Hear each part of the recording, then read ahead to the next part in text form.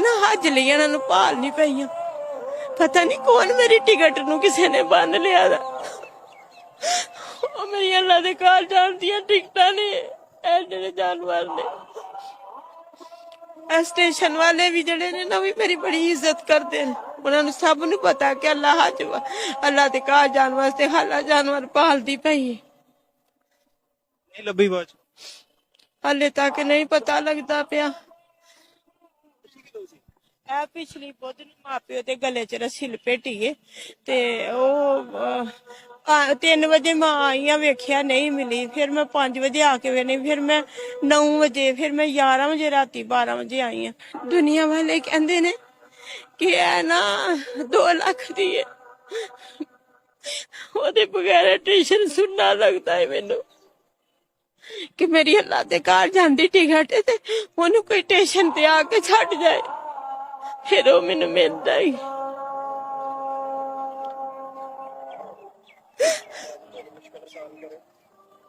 कितनी देर हो गई? बुध वाले दिन पुत्र रस्सी लपेटी है, हाले तक मिली। भा भी दुआ करदा, सारे दुआ करदे। मेरा तकवा है मैनू मिल जानी है।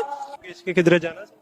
मैं अल्लाह दे घर जाना ना, वो मेरे अल्लाह दे घर जांदियां टिकटां ने। ए टिकट, एदा बच्चा टिकट, वो टिकट सारे कहंदे ने हज 10 लाख दा, इन्ने लाख दा। मैं कहनी भावें 10 करोड़ दा है, मेरे रब नहीं खड़ना। लखां ढेरियां उत्थे बनाई दियां सू अपने अपने सोने दे दर ते, एक मेरी भी ढेरी उत्थे बना दे।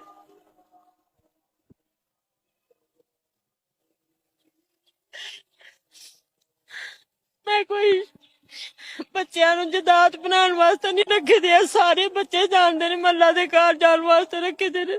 मैं घरों भी झिड़का खानी, बाहर भी खानी, लेकिन सोटी पड़ी दी फिरी रहनी है।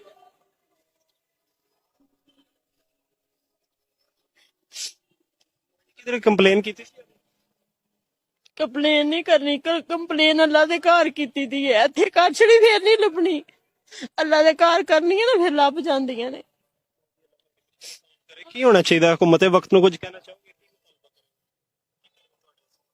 जिसे ने कुछ नहीं कहना, अल्लाह नूं कहना पुत्र। हुण जाके नमाज पढ़नी है ना ते अल्लाह नाल, अल्लाह नूं ही कहना। प्यार दो सानू, इंशाअल्लाह अल्लाह तुम्हारी मदद करेगा इंशाअल्लाह। असल में इनकी गाय वगैरह जो गरीब लोग हैं, ये अपने बच्चे वगैरह वैसे बस कुछ काम करते हैं, कुछ नहीं करते। ये गरीब औरत बेचारी दिन रात ही एक गाय रखी हुई है। उसके बाद एक छोटा बछड़ा था, उसको पाल के कोशिश ये थी कि ये उम्र ही हज पे चले जाए। ये तकरीबन हम 2 साल से सुन रहे हैं। कोशिश इनकी है, ये बहुत मेहनत कर रही हैं, लेकिन जब अल्लाह को जो मंजूर है वो होता वही है। तो आप मुझे 2 दिन पहले बताया था कि मेरी एक गाय है वो गुम हो गई है।